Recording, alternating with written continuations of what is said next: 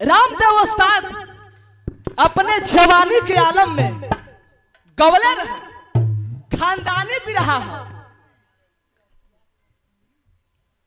वीर लोरिक की चढ़ी जवानी थी और उनपे भी कोई दीवानी थी।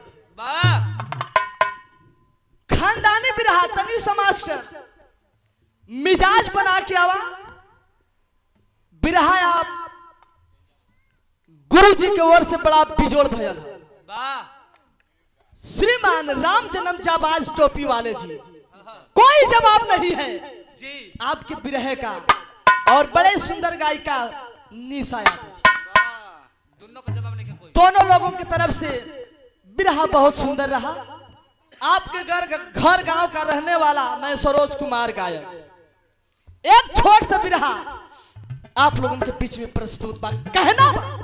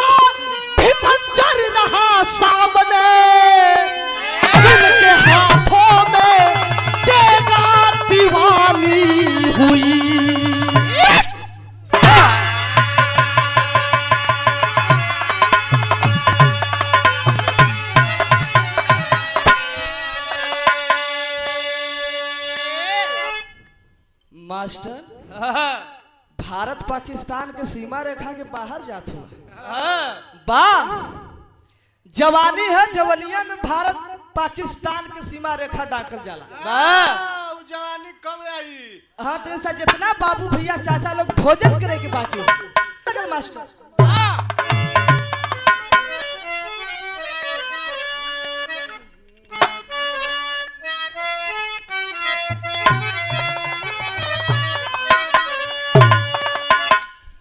गीत बा। गीत गजल बड़ा नया बा। एक विजयी उस्ताद अपने अंदाज में गावे। वाह कैसे कैसे मास्टर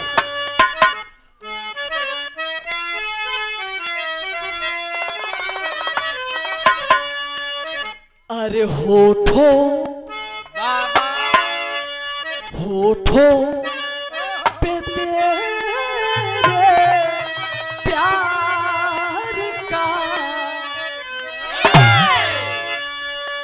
होठों पे तेरे प्यार का अरे इजहार हो ना हो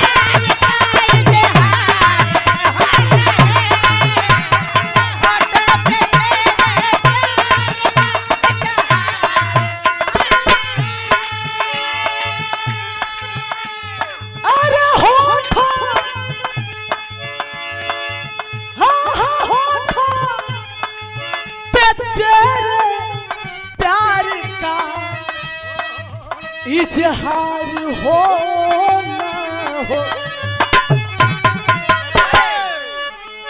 और हम लोगों के बीच में श्रीमान महोदय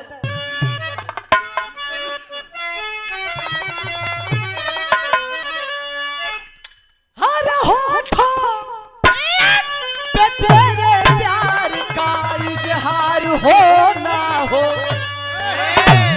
अरे मैं कर चुका हूँ प्यार, अरे मैं कर चुका हूँ प्यार, तुझे प्यार हो ना हो।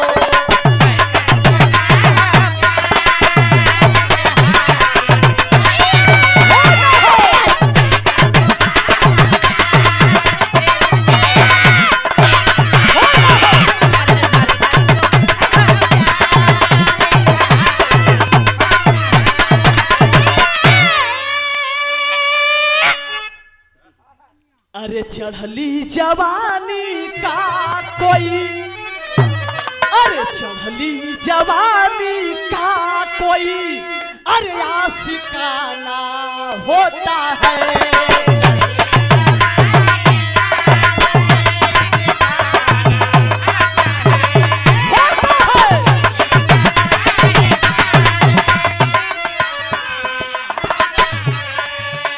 अरे चढ़ती जवानी का कोई आशिकाना होता है। अरे चढ़ती, हाँ हाँ चढ़ती जवानी का कोई आशिकाना होता है। मंजर हो कोई राह का, अरे मंजर हो कोई राह का, दिल दीवाना होता है।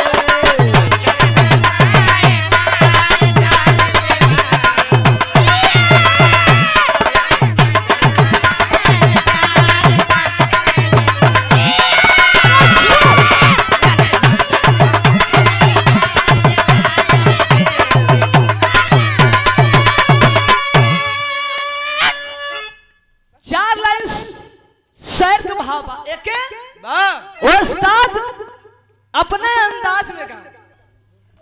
कैसे गाओ मास्टर? हम बोलत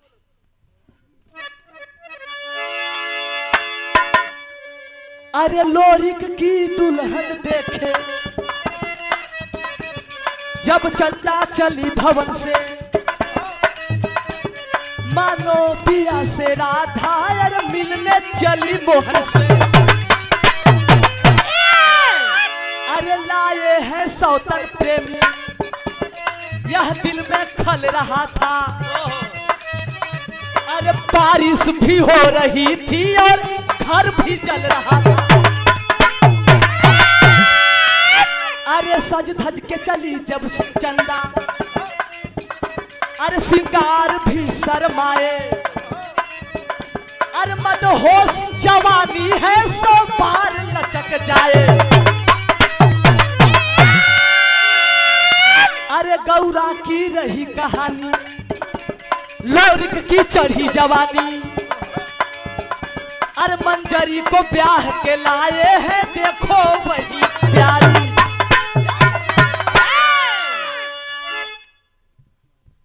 मंजरी के ब्याह के लोरिक लेके अइलन घरे। तनी आप लोग बात की समझ ली है। वादा कैले रहलन, एगो उनकर प्रेमिका रहल जौने का नाम रहल चनवा, चंदा नाम रहल। वादा कैले रहलन कि हम प्यार करत हई तो शादी तोहसे करब। लेकिन इधर घरे के लोग ब्याह मन ही मन प्यार इधर भी लोरिक का चलत रहा। मंजरी से शादी ब्याह करके जब घरे अइलन दुल्हन के लेके, चंदा के पता चलल। कहा आई हो राजा ई का कैला, हमसे जवन वादा कैले रहला हमार वादा का होई। चंदा सज धज के चलल मिले गई। लोरी का दुल्हन देखा गई, मन में बड़ा श्रद्धा रखले रहल गई, घूंघट उघार के देखलस मंजरी का। मंजरी भी बड़ा सुघर रहल,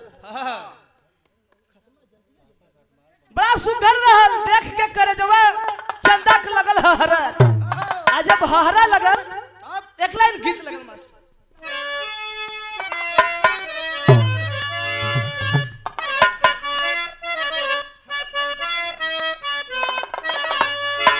अरे जब से तोहरी हो, जब से अरे इनकी जवनिया चढ़ी है,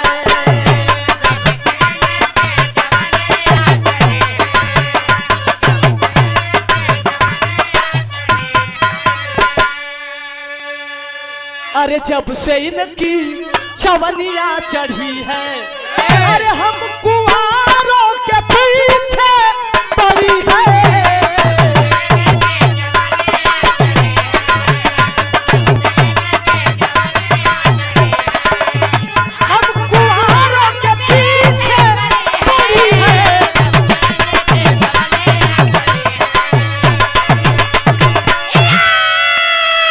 अरे वो हंसी मन रसीली जवानी, अरे वो हंसी मन रसीली जवानी, अरे देख चंदा को चंदा लजाए।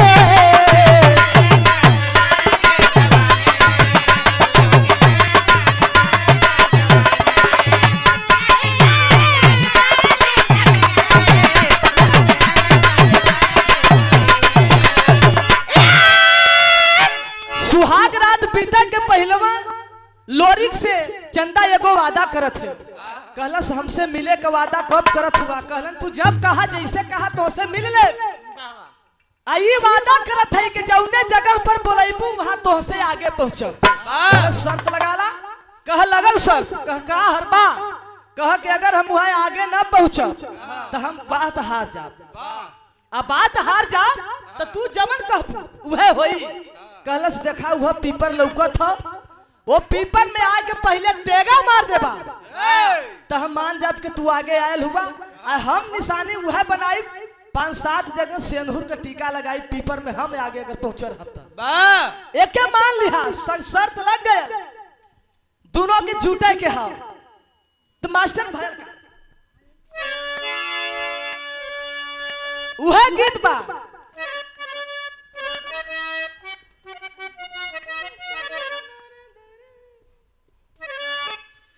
अरे पहुंच के पहले पीपर में चंदा कह, अरे पहुंच के पहले पीपरा में, अरे जब मार दिया तलवार, अरे हमें ब्याह के गौरा में ही अरे रह जाया सरकार। तरसवा लूटा राजा खिलल अनार, रसवा लूटा राजा।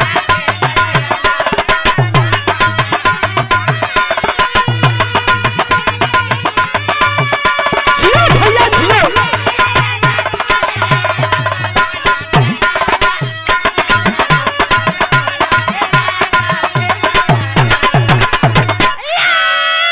अरे पहुंच के पहले पीपरा में, अरे हम पीकब सेंदूर डाल, अरे कई के उड़ान हमारा सैया, अरे चलिहा पूर्व के यार। तेरा सवाल राजा खिलल अनार। यह बात कहलस चंदा, कह चला ठीक बा, जे आगे पहुंची पाछे पहुंची, जवन जैसन बात कही ओके बात निभावे के पड़ी। तब भैया का मास्टर एक लाइन टेरी लगे,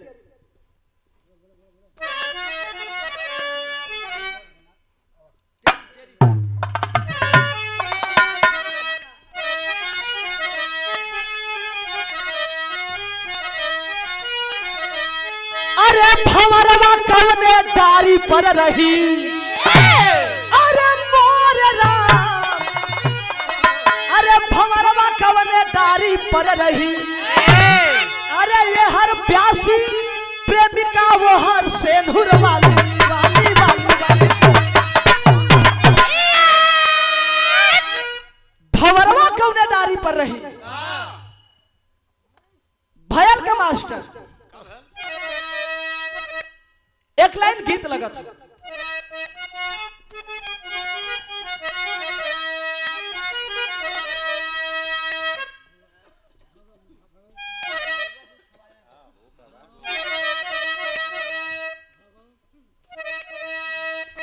भाव बा कैसे?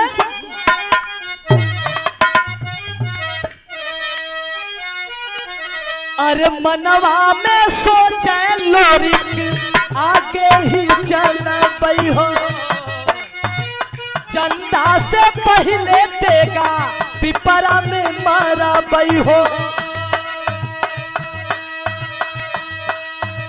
छूटी न गौरा मोरा चंदा के पीछावा हो, छूटी न गवन का नार हो।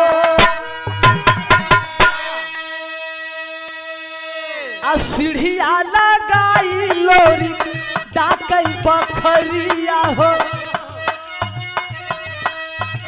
पिपरा में जाके देखा मार तलवरिया हो।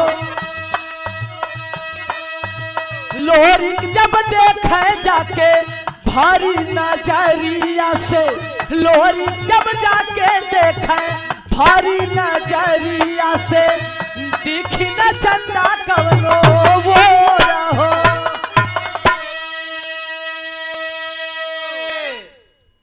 लोरिक जाए के देखा था तलवार पीपर में मार दिले हुआ धसल हो, जाए के देखा था कि लगत हो कि वादा कैले रहे वो आगे ना पहुंचे।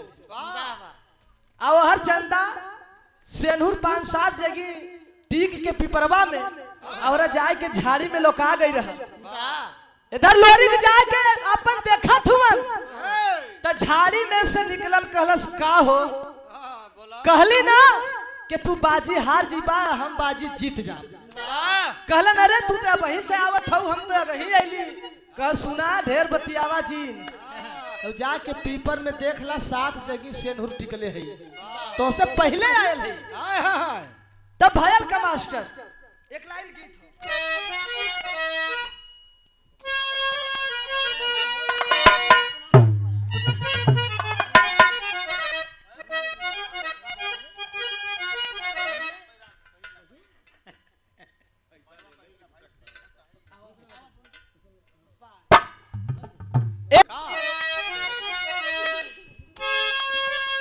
अरे दुल्ही के शंकर हला, अरे दुल्ही के शंकर हला, अरे सुतल ये राजा तोहार निदिया नाही टूटल ये राजा।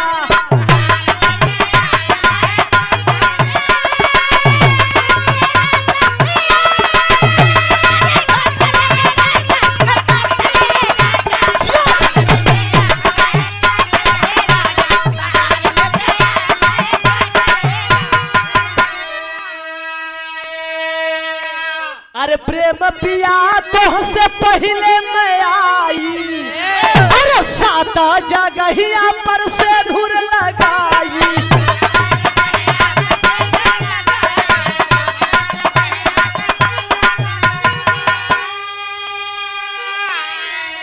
अरे देखा से घुरवा न छूटल ये राजा तोहर निदिया नहीं टूटल ये राजा, तोहार निदिया नहीं टूटल ए राजा।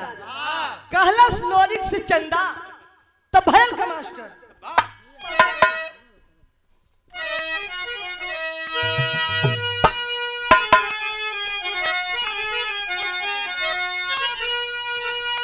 अरे बोले तब समरू दादा ते ही समैया हो।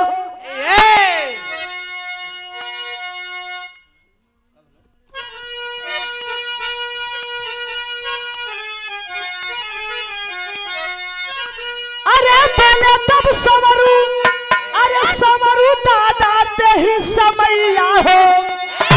अरे इनका कैला लोरिक बोला भैया कब समैया हो।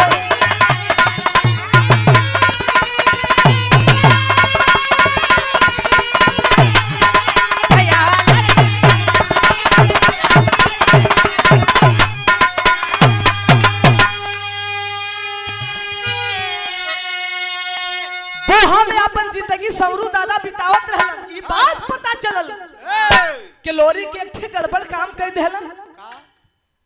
उधर एक ठे बहिन बियाह के लेके अइलन हम मंजरी के, पता चला था कि इधर चंदा से नैन लड़ा के लेके फरार हुआ।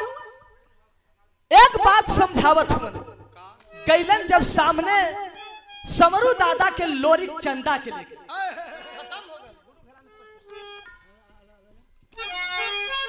आल्हा भी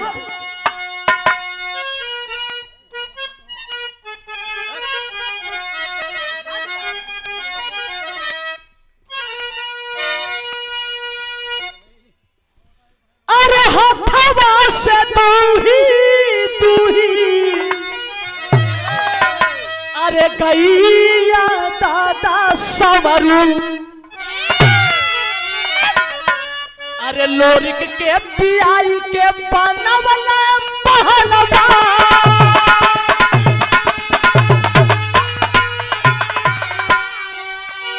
अरे बेटवा से पढ़ की अरे अदरा बाहो कैले आचार्य को सहथवा से दूर भैया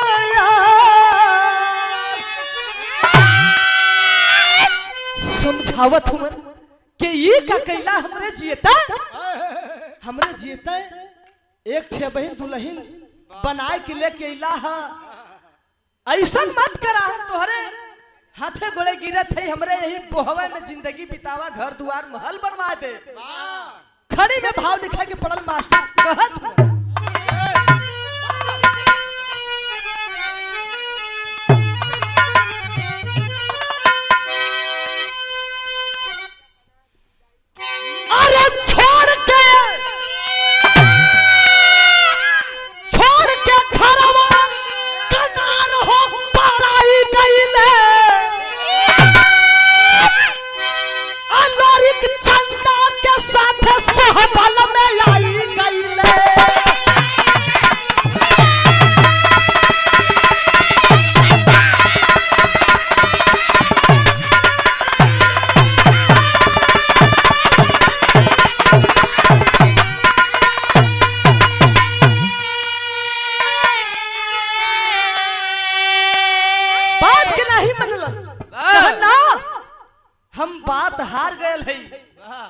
नम्रदानगी के अपन परिचय हम ना दे।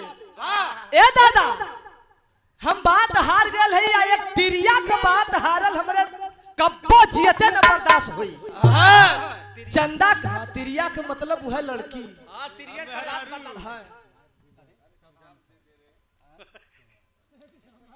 लेके सोहबत में चंदा के गईलन, बात के सवरू दादा के नहीं मनलन, यही से गुरु घराने का पर्चा लिखा के पड़ल।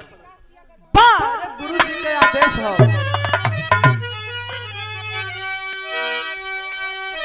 गुरु बिहारी गुरु गणेश